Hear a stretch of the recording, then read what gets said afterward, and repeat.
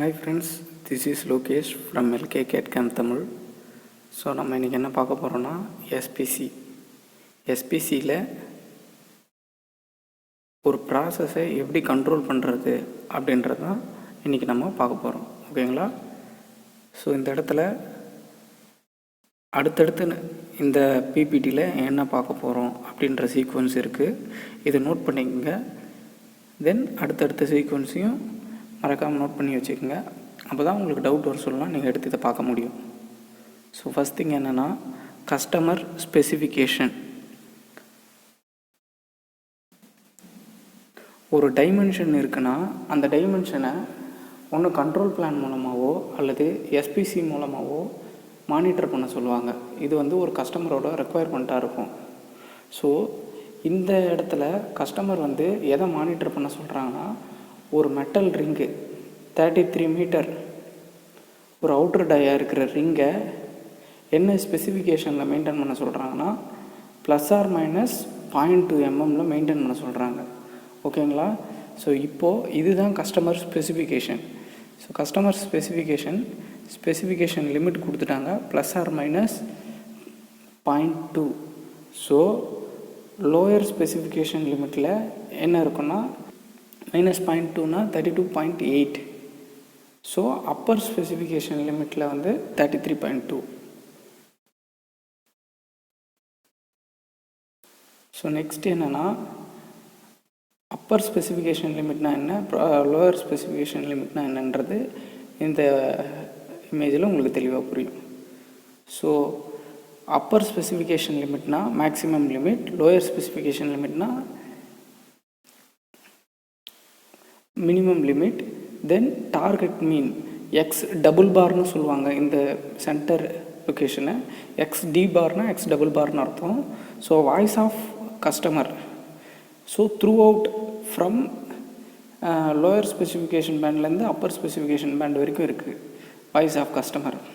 So voice of process பர்டிகுலராக இந்த location X பார் அப்படின்ற கர்வ் எவ்வளோ தூரம்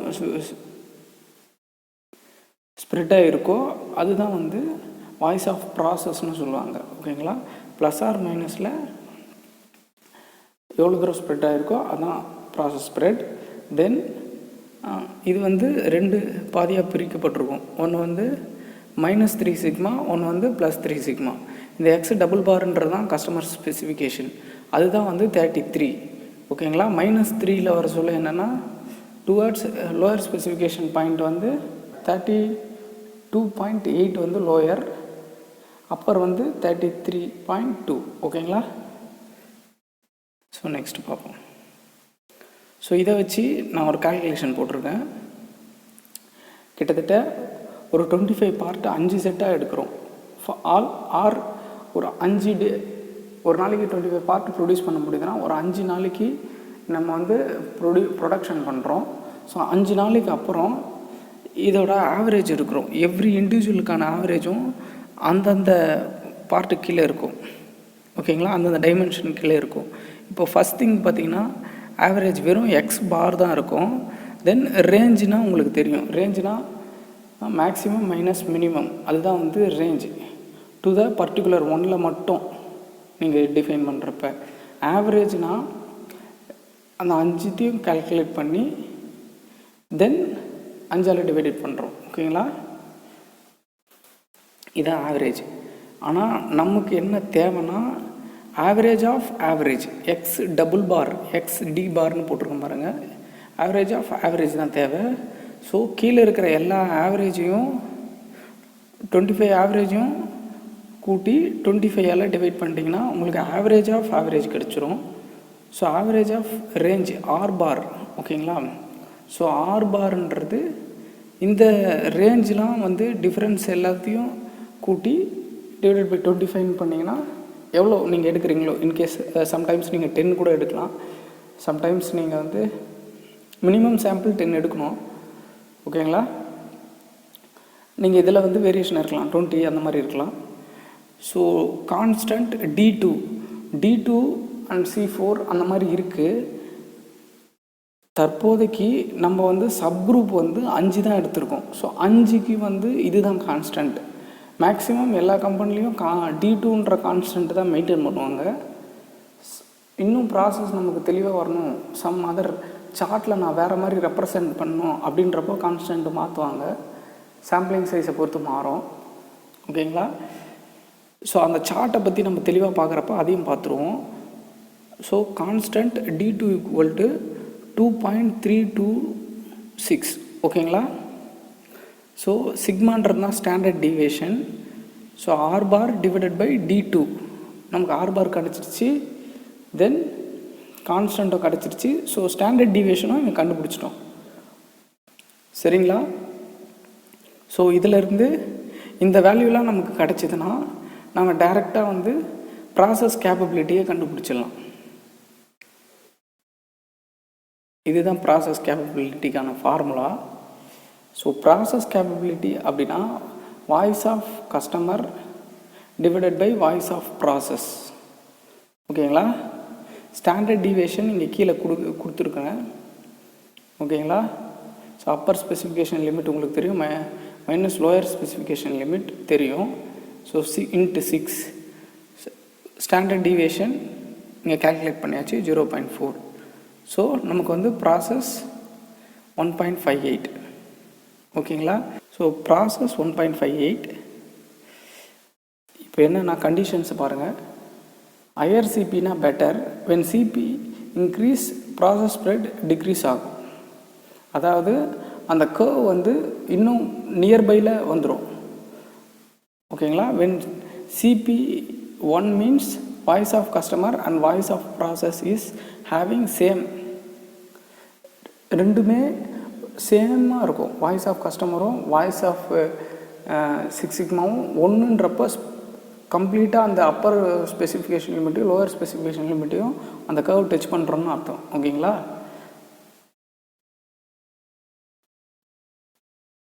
ஸோ கிராஃபிக்கல் ரெப்ரசன்டேஷன் பார்த்திங்கன்னா உங்களுக்கு புரிஞ்சிடும். ஸோ சிபி வந்து 1 இருக்கும் பட்சத்தில் upper specification limit lower specification limit. இங்கே பார்த்தீங்கன்னா இது voice of customer equal to 6 sigma voice of ப்ராசஸ்ன்னு சொல்லுவாங்க 6 சிக்மாவை. சரிங்களா? அதுதான் இங்கே ரெப்ரசன்ட் பண்ணியிருக்கு. வென் சிபி வந்து 1 விட கம்மியாக இருக்கும் பட்சத்தில், அதாவது வாய்ஸ் ஆஃப் கஸ்டமர் வந்து ரொம்ப வெளியே போயிடும். 1 விட கம்மியாக இருந்ததுன்னா அந்த அப்பர் ஸ்பெசிஃபிகேஷன் லிமிட்டையும் தாண்டும், லோயர் ஸ்பெசிஃபிகேஷன் லிமிட்டையும் தாண்டி போகும். இங்கே பார்த்தீங்கன்னா உங்களுக்கு புரியும் கர்வ் எப்படி தாண்டுதுன்னு. ஸோ சிபி வந்து 1க்கு மேலே இருக்கும் பட்சத்தில் வாய்ஸ் ஆஃப் கஸ்டமர் பக்கவாக இருக்குன்னு அர்த்தம். ஓகேங்களா? நியர்பையில் வந்துடும்.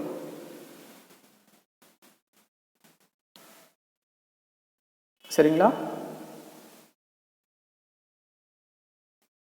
தென் சிபியிலேருந்து எதுக்கு சிபிகே கண்டுபிடிக்கிறோம், என்ன ஃப்ளா அண்டு என்ன ட்ராபேக் வந்து சிபியில் இருக்குது அப்படின்னா, சிபி பொறுத்த வரைக்கும் upper specification limit by lower specification limit then voice of process. So இந்த மாதிரி இருக்கும் கண்டிஷனில் இந்த 5 கிராஃபிக்கல் ரெப்ரசன்டேஷனை பார்த்தீங்கன்னா உங்களுக்கு புரிஞ்சிடும். என்னென்னா இந்த சென்டரில் இந்த மாதிரி இருக்கிறப்பையும் ஃபஸ்ட்டு கிராஃப் பாருங்கள், பார்த்தீங்கன்னா சிபி வந்து பர்ஃபெக்டாக இந்த லொக்கேஷனில் சென்டரில் இருக்கிறப்பையும் அந்த மாதிரி ஒரு 2ன்னு காமிக்கும். அதே மாதிரி லோயர் ஸ்பெசிஃபிகேஷன் ரேஞ்சில் இருக்கிறப்பையும் 2ன்னு காமிக்கும். இன்கேஸ் லோயர் ஸ்பெசிஃபிகேஷன் லிமிட்டை விட்டு தாண்டி இந்த பக்கம் இந்த மாதிரியான தேர்ட் இமேஜை பார்த்திங்கன்னா தெரியும், அந்த மாதிரி வர சொல்லவும் CP2ன்னு வரும். ஸோ இந்த மாதிரி அப்பர் ஸ்பெசிஃபிகேஷனில் இருக்கிறப்பையும் வந்து CP2ன்னு வரும். ஸோ அப்பர் ஸ்பெசிஃபிகேஷன் அண்ட் அவுட்ரு போகிறப்பையும் CP2 வரும். ஸோ இந்த ஒரு டிஸ்அட்வான்டேஜ்னால தான் சிபியிலேருந்து சிபிகே போகிறாங்க. ஓகேங்களா? ஸோ ப்ராசஸ் கேப்பபிள் இண்டெக்ஸ்ன்னு போகிறப்ப என்னென்னா இந்த பர்டிகுலர் லிமிட்டுக்குள்ளே லை ஆகிடும். ஓகேங்களா? ஸோ இதுதான் ப்ராசஸ் கேப்பபிலிட்டி இண்டெக்ஸ்க்கான ஃபார்முலா. ஸோ ப்ராசஸ் கேப்பபிலிட்டி இண்டெக்ஸ்க்கான ஃபார்முலானா சிபிகேன்னு சொல்லுவாங்க, equal to minimum CP upper specification limit comma CP lower specification limit. இந்த அப்பர் ஸ்பெசிஃபிகேஷன் லிமிட்டுக்கும் லோயர் ஸ்பெசிஃபிகேஷன் லிமிட்டுக்கும் இண்டிவிஜுவலாக நம்ம கால்குலேட் பண்ணி அதில் மினிமம் வேல்யூ தான் எடுக்கணும். ஏன்னா நமக்கு மினிமம் தான் தேவை. சரிங்களா? மினிமம்னா அதாவது இந்த ப்ராசஸ்க்கு நியர்பையில் போகுதுன்னு அர்த்தம். அப்பர் ஸ்பெசிஃபிகேஷன் லிமிட்டுக்கோ லோயர் ஸ்பெசிஃபிகேஷன் லிமிட்டுக்கோ நியரில் போகுது ப்ராசஸ்ஸு. ப்ராசஸ் ஸ்ப்ரெட்டு வந்து அதிகமாக இருக்குதுன்னு அர்த்தம். ஓகேங்களா? ஸோ இங்கே பார்த்தீங்கன்னா CP lower specification 32.88 x bar minus 32.8 divided by 3 sigma. அங்கே 6 சிக்மா, இங்கே 3 சிக்மா, ஏன்னா டபுளாக பிரிக்கிறோம். ஓகேங்களா? அதே தான் அதுக்கும் ப்ராசஸ் கேப்பபிலிட்டி அப்பருக்கும் upper specification limit minus X double bar average of average 3 sigma. ஓகேங்களா? ஸோ இந்த மாதிரி கால்குலேட் பண்ணி இதில் மினிமமாக எடுக்கணும். ஸோ இந்த ப்ராசஸில் நான் மினிமம் எடுத்திருக்கேன். எனக்கு மினிமம் வந்து 0.63 அப்படி இருக்கும் பட்சத்தில் இந்த ப்ராசஸ் வந்து நாட் அக்செப்டபிள். ஓகேங்களா? ஸோ இந்த கிராஃபிக்கல் ரெப்ரசன்டேஷனை பார்த்தீங்கன்னா உங்களுக்கு புரிஞ்சிடும். அதாவது நமக்கு சிபிகே வேல்யூ 1க்கு மேலே தான் இருக்கணும். ஓகேங்களா? CPK 0 means process is overlapping on any one of the specification limit. ஓகேங்களா? அதாவது ஸ்பெசிஃபிகேஷன் லிமிட்டை தாண்டி இருக்கும் சிபிகே 0னா. சிபிகே 0விட கம்மினா அதாவது அது அவுட் சைடில் போகுது, லிமிட்டை விட்டு அவுட் சைடில் போகுது. ஓகேங்களா? 0 to 1னா அதாவது இது வந்து லோயர் ஸ்பெசிஃபிகேஷன் லிமிட்லேயோ அல்லது அப்பர் ஸ்பெசிஃபிகேஷன் லிமிட்லேயோ லை ஆகும். பட் ஆனால் அவுட் சைடில் இருக்கும். ஓகேங்களா? ஸோ இதுதான் இப்படி தான் இருக்கும். தேர்டு இந்த கிராப் ஒன்று பார்த்தீங்கன்னா உங்களுக்கு தெரியும். CPK first graph CPK equal to 0னா first graph, CPK less than 0னா இந்த மாதிரி இருக்கும். இன்கேஸ் 0 to 1னா இந்த மாதிரி இருக்கும், தேர்டு மாதிரி. ஓகேங்களா? ஸோ இதை பார்த்தீங்கன்னா உங்களுக்கு கிளியராக புரியும். தென் கிராஃபிக்கல் ரெப்ரசன்டேஷன், அதாவது சிபிகே 1க்கு மேலே இருந்தால் இந்தந்த லொக்கேஷன்லாம் லை ஆக வாய்ப்பு. அதாவது அப்சல்யூட்டாக target within specification limit, or else lower ஸ்பெசிஃபிகேஷனை கொஞ்சம் டச் பண்ணி இருக்கலாம், ஆர்எல்ஸ் அப்பர் ஸ்பெசிஃபிகேஷனில் கொஞ்சம் தள்ளி இருக்கலாம். ஸோ இந்த மாதிரி தான் இருக்கும். சிபிகே நீங்கள் யூஸ் பண்ணுறப்ப இந்த 3 கண்டிஷன் வரத்துக்கு தான் வாய்ப்பு. இன்கேஸ் சிபிகே 1க்கு கீழே அப்படின்ற பட்சத்துக்கு இந்த 3 கண்டிஷன் வரத்துக்கு வாய்ப்பு இருக்குது. சரிங்களா? ஸோ இந்த கிராஃபிக்கல் இன்டர்பிரிட்டேஷன் ஆஃப் சிபிகேக்கு பார்த்தீங்கன்னா உங்களுக்கு புரிஞ்சிடும். இதை பார்த்தீங்கன்னா உங்களுக்கு தெளிவாக புரிஞ்சிடும். ஓகேங்களா? சிபி இந்த இடத்துல 0, பட் ஆனால் சிபிகே 0 வரும். Which means L lower specification லிமிட்டில் சிபிகே 0வாக இருக்கும் பட்சத்தில் சிபி 2ன்னு காமிக்க வாய்ப்பு இருக்குது. அதே மாதிரி இந்த பக்கம் இது கொஞ்சம் தள்ளி வரணும். அப்பர் ஸ்பெசிஃபிகேஷன் லிமிட்டில் சிபின்றது வந்து இந்த பக்கம் தள்ளி வந்துச்சுன்னா இதே வேல்யூ தான் அப்பர் ஸ்பெசிஃபிகேஷன் லிமிட்லேயும் ரெப்ரசன்ட் ஆகும். ஸோ சிபிகே 1ன்ற பட்சத்தில் இந்த மாதிரி ப்ராசஸ் அப் டு இது வரைக்கும் ஸ்ப்ரெட் ஆகிருக்கும். த்ரூ அவுட் அப்பர் ஸ்பெசிஃபிகேஷன் லிமிட்லேருந்து லோயர் ஸ்பெசிஃபிகேஷன் வரைக்கும் ஸ்ப்ரெட் ஆகிருக்கும். இதுவே சிபி 1.33 மேக்ஸிமம் கம்பெனியில் இந்த லிமிட்டில் தான் நிறுத்துவாங்க. சிபிகே 1.33 தான் நிறுத்துவாங்க. ஓகேங்களா? டுவர்ட்ஸ் 4 சிக்மா அந்த மாதிரி தான் நிறுத்துவாங்க. இங்கேருந்து ஆரம்பிக்குது 3, 4, 5, 6 சிபி அண்ட் சிபிகே வந்து 2 வந்துன்னா 6 சிக்மா, அதான் ரேஞ்சு. ஸோ இது சிபிகே வந்து 2 தொடர்றது வந்து கொஞ்சம் கஷ்டம். எல்லா கம்பெனிலையும் தொட மாட்டாங்க. ஸோ ஒரு ஓஇஎம்னா ரொம்ப ஸ்டாண்டர்ட் மெயின்டைன் பண்ணுவாங்க. பிளாஸ்டிக் பார்ட்டுக்கெலாம் சிபி அண்ட் சிபிகே வந்து 1.3 தான் இருக்கும். இதுவே கேஸ்ட் அயன்னா சிபிகே வந்து 1.67 5 சிக்மா வரைக்கும் ரெக்குவயர்மெண்ட் வைப்பாங்க. ஏன்னா அந்த இடத்துல மிஷினிங் கண்ட்ரோல் கொஞ்சம் எடுத்துன்னு வர முடியும், அதனால் அந்த இடத்துல எடுத்துன்னு வருவாங்க. இதுவே பிளாஸ்டிக் பார்ட்னா அந்த இடத்துல எடுத்துன்னு வர முடியாது. ஓகேங்களா? தென் அவ்வளோதான். ஸோ சம் நோட்ஸ் இருக்குது. ஓகேங்களா?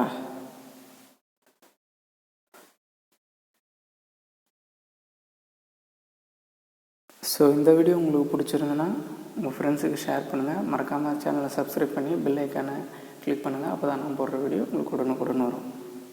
ஓகேங்களா? உங்களுக்கு ஏதாவது இதில் டவுட் இருந்ததுன்னா கீழே கமெண்ட் பாக்ஸில் கமெண்ட் பண்ணுங்கள், நான் உங்களுக்கு ரிப்ளை பண்ணுறேன்.